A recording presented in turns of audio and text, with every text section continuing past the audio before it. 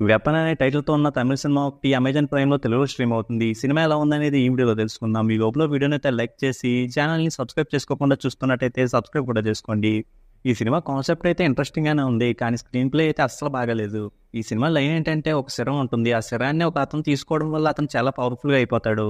ఇంక తర్వాత సినిమాలో ఒక అతను తీసుకొచ్చి ఇంటరాగేషన్ చేస్తూ ఉంటారు. అలాగే సైంటిస్టులేమో ఏవో ప్రయోగాలు చేస్తూ ఉంటారు. ఇంక తర్వాత ఈ లైన్స్ అన్నీ ముందుకెలా ఎళ్ళినాయి అనేది సినిమా.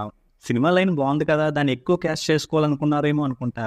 అందుకే ఈ సినిమాని 2 పార్ట్స్‌గా తీద్దాం అనుకుని ఫస్ట్ పార్ట్‌లో ఏదో కొంచెం చెప్పి మిగిలినంతా సెకండ్ పార్ట్‌లో చెప్దాం అనుకుని దాచేసినట్టు ఉంటుంది ఈ సినిమా. సినిమాలో ఫస్ట్ హాఫ్ అంతా కూడా విలన్స్ లాంటోళ్ళే కనిపిస్తూ ఉంటారు. వాళ్ళు ఏదేదో మాట్లాడుకుంటూ ఏదేదో చేస్తూ ఉంటారు.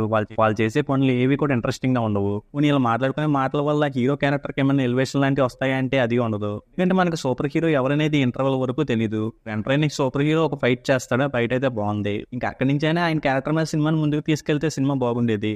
కానీ సెకండ్ హాఫ్ స్టార్ట్ అయిన తర్వాత మళ్ళీ విలన్స్ కూడా స్టార్ట్ అయిపోతుంది.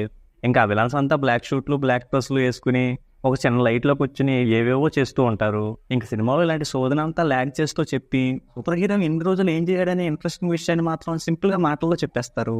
ఇంక సినిమాలో లాస్ట్ అరగంటలో వచ్చే సీన్స్ అయితే కొంచెం బెటర్‌గా అనిపించాయి. కానీ సినిమాకి ఇచ్చిన ఎండింగ్ మాత్రం ఇంటర్వల్ బ్లాక్ లాగా సడన్‌గా ఆపేసినట్టు అనిపిస్తుంది. పోనీ అదేమన్నా సెకండ్ హాఫ్ మీద ఎక్కువ ఇంట్రెస్ట్‌ని క్రియేట్ చేసిందంటే లేదు.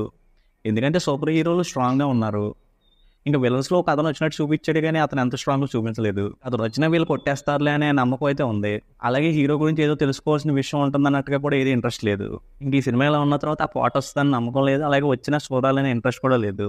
ఫైనల్‌గా ఈ సినిమాలో సూపర్ హీరో అనే పాయింట్ అయితే బావుంది. కానీ కథ ఆ క్యారెక్టర్ చుట్టూ రాసుకోవడం మానేసి ఎక్కడెక్కడో తిరిగి కథ ఆ క్యారెక్టర్ దగ్గరికొచ్చేసరికి సినిమా అయిపోతుంది.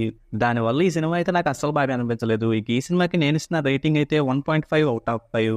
ఇక వీడియోకి వచ్చేసే ముందైతే వీడియోని లైక్ చేసి ఛానల్‌ని సబ్స్క్రైబ్ చేసుకోకుండా చూస్తున్నట్టయితే సబ్స్క్రైబ్ కూడా చేసుకోండి.